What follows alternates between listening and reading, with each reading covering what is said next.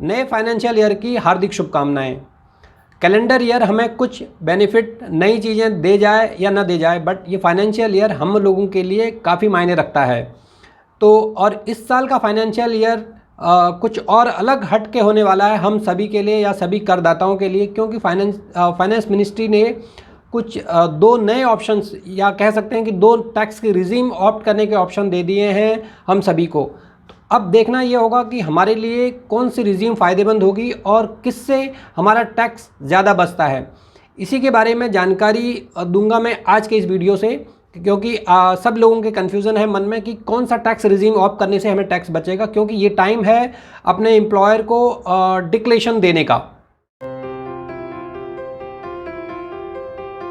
Hello hi नमस्कार, GRP ensure invest है, मैं राजेंद्र पांडे। हम अपने चैनल जीआरपी इंश्योर इन्वेस्ट के माध्यम से आप लोगों को देते हैं इन्वेस्टमेंट, इंश्योरेंस और इनकम टैक्स से रिलेटेड इन्फॉर्मेशन। अगर अभी तक आपने ये चैनल सब्सक्राइब नहीं किया है तो आप प्लीज़ इस चैनल को सब्सक्राइब कर लीजिए और अपने और जानकार लोगों में भी इस चैनल को शेयर करिए, ताकि वो लोग भी इस तरीके की इन्फॉर्मेशन लेते रहें। शायद अप्रैल के महीने में आपको भी आपका एम्प्लॉयर आपसे डिक्लेरेशन मांग रहा होगा और बोल रहा होगा कि आप दोनों टैक्स की रिजीम का मतलब है कि दो ऑप्शन हमारे पास हैं अपनी आईटीआर फाइल करने के लिए या अपनी टैक्स को कैलकुलेट करने के लिए। एक है ओल्ड रिजीम, एक है न्यू रिजीम। तो ओल्ड रिजीम वो है जिसमें अभी तक हम लोग मोस्टली टैक्स की रिटर्न या आईटीआर फाइल क्या करते थे उस मेथड से, और न्यू रिजीम है ये जो फाइनेंस मिनिस्ट्री ने पिछले 2 सालों से इस न्यू रिजीम को इंट्रोड्यूस कर दिया है। तो अब लेकिन इस साल के जो फाइनेंशियल ईयर का जो बजट आया था उस बजट में फाइनेंस मिनिस्टर ने ये बोला है कि जो न्यू रिजीम है ये बाय डिफ़ॉल्ट आपके लिए लागू हो जाएगी अगर आप ओल्ड रिजीम को नहीं ऑप्ट करते हैं। तो अब देखने वाली बात यह है कि आपके लिए ओल्ड रिजीम फ़ायदेमंद होगी या न्यू रिजीम फ़ायदेमंद होगी। इसी के आधार पर आप अपने एम्प्लॉयर को डिक्लेरेशन देने जा रहे हैं। और ये सभी लोगों के मन में ये सोच रहे हैं लोग कि क्या मुझे ओल्ड पे जाना है या न्यू पे जाना है, मुझे कहाँ टैक्स बचेगा, क्योंकि एम्प्लॉयर उनका पूछ रहा है और मोस्टली अप्रैल के महीने में हमें ये डिक्लेरेशन देनी होती है। तो ये दोनों के लिए कि भाई ओल्ड रिजीम और न्यू रिजीम, क्योंकि ओल्ड रिजीम में क्या हमारे को बेनिफिट मिलते थे, हम कैसे अपना टैक्स सेव कर सकते थे, ये हम सभी को मालूम है। अब आज बात करते हैं न्यू टैक्स रिजीम में। क्या न्यू टैक्स रिजीम में भी कुछ बेनिफिट्स हमें डिडक्शन के मिल सकते हैं जिससे हमारा टैक्स स्लैब चेंज हो जाए या हमें टैक्स में बेनिफिट मिल जाए? हाँ, ज़रूर कुछ ऐसे बेनिफिट्स हैं जो न्यू रिजीम में भी आप ले सकते हैं। तो उसी के बारे में चर्चा करते हैं आज के इस वीडियो में। तो सबसे पहले बात जो न्यू रिजीम की अगर मैं करूं तो उसमें जो हमें फाइनेंस मिनिस्टर ने एक नई डिडक्शन इंट्रोड्यूस कर दी है जो ओल्ड रिजीम में भी थी, वो है 50,000 की स्टैंडर्ड डिडक्शन। इसका मतलब ये है कि अगर आपकी टैक्सेबल इनकम 7.5 लाख रुपए तक है, उसमें 50,000 का स्टैंडर्ड डिडक्शन के साथ आपकी जो टैक्सेबल इनकम हो जाएगी वो हो जाएगी 7 लाख, और 7 लाख रुपए तक कोई भी टैक्स नहीं देना है किसी भी को भी। तो इसलिए अगर आपकी इनकम 7.5 लाख रुपए तक है और आपकी जो टैक्सेबल इनकम आती है वो 7 लाख रुपए नेट आती है, तो आप बिना कुछ सोचे समझे आप न्यू रिजीम को ऑप्ट कर लीजिए। मतलब आप अपने एम्प्लॉयर को बता दीजिए कि मैं न्यू रिजीम में जाने वाला हूँ।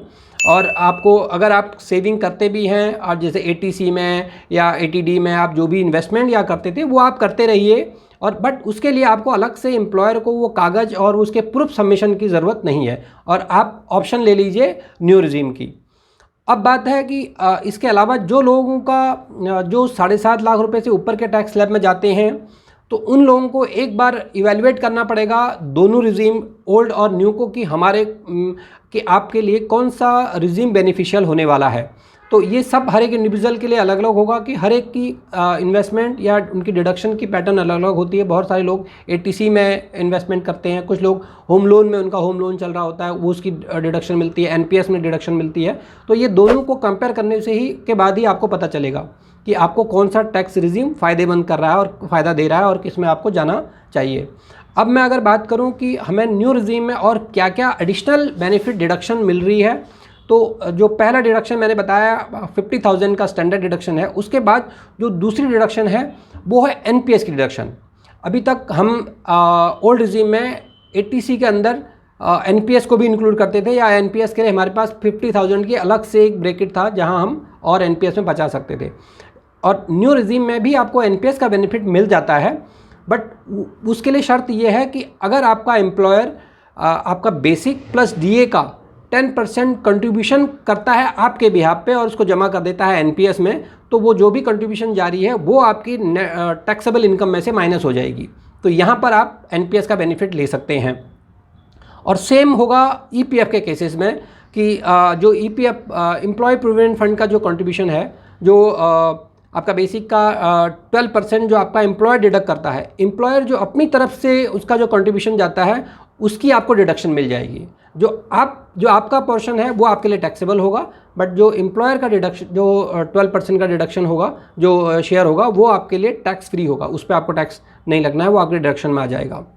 और चौथी बात है रेंटल इनकम। अगर आपकी कोई रेंटल इनकम आ रही है और उस रेंटल इनकम में 30%, मतलब अगर आपकी जो भी नेट रेंटल इनकम आ रही है किसी भी घर से, जो आपके पास घर है उससे आप रेंटल इनकम ले रहे हैं, तो उसमें आपको सीधा 30% का डिडक्शन मिल जाएगा। मतलब आप 30% का रिबेट क्लेम कर सकते हैं कि जो आपकी नेट इनकम आ रही है।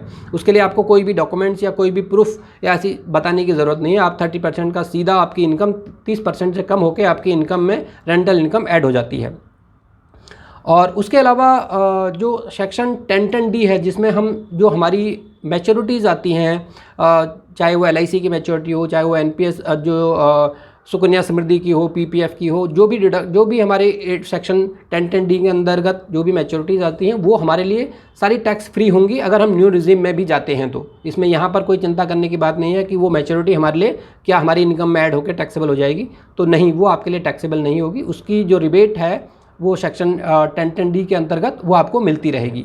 तो ये कुछ महत्वपूर्ण बेनिफिट हैं जो आपको न्यू रिजीम में मिल जाते हैं, और इनको के आधार पर ही आप अपनी टैक्स की गणना कर सकते हैं। कैलकुलेट करिए, आप देखिए कि आपको न्यू रिजीम और ओल्ड रिजीम में कौन सा फ़ायदेमंद होने जा रहा है। और अगर आपको ये जानना है कि आपके लिए कौन सा टैक्स रिजीम एप्लीकेबल होगी या आपके लिए फ़ायदेमंद होगी, तो आप हमारे दिए गए व्हाट्सएप नंबर पे हमें व्हाट्सएप कर दीजिए। हमारी एक्सपर्ट की टीम आपको उस पर एडवाइस कर देगी, आपको गाइड करेगी कि आपको कौन सा रिजीम ऑप्ट करनी है। और एक इम्पॉर्टेंट बात यह है कि आप अगर ओल्ड रिजीम में जा रहे हैं या न्यू रिजीम में जा रहे हैं, जब आप अपनी ITR फाइल करेंगे नेक्स्ट ईयर, तो उस टाइम पर भी आपके पास ऑप्शन होगी कि आप किसी भी रिजीम में अपनी टैक्स को फाइल कर सकते हैं। आप उस टाइम पर भी आप कंपेयर कर सकते हैं कि आपको कहाँ दोनों रिजीम में कौन सा बेनिफिट हो रहा है।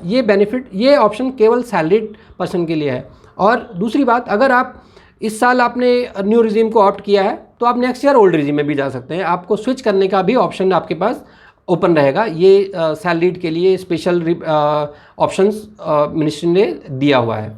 तो ये थी आज की जानकारी टैक्स न्यू रिजीम और ओल्ड रिजीम को लेकर। इस तरीके की आपको और भी अगर कोई जानकारी चाहिए तो आप हमें कमेंट कर सकते हैं या हमारे दिए गए नंबर पे हमें व्हाट्सएप कर सकते हैं। और मैं आपसे पुनः आग्रह करूंगा कि अगर इस तरीके की इन्फॉर्मेशन आपको अच्छी लग रही है तो आप हमारे चैनल को प्लीज़ सब्सक्राइब कर लीजिए और लोगों तक भी ये जानकारी पहुँचाइए और इस यूट्यूब चैनल को प्लीज़ शेयर करिए। Thank you so much.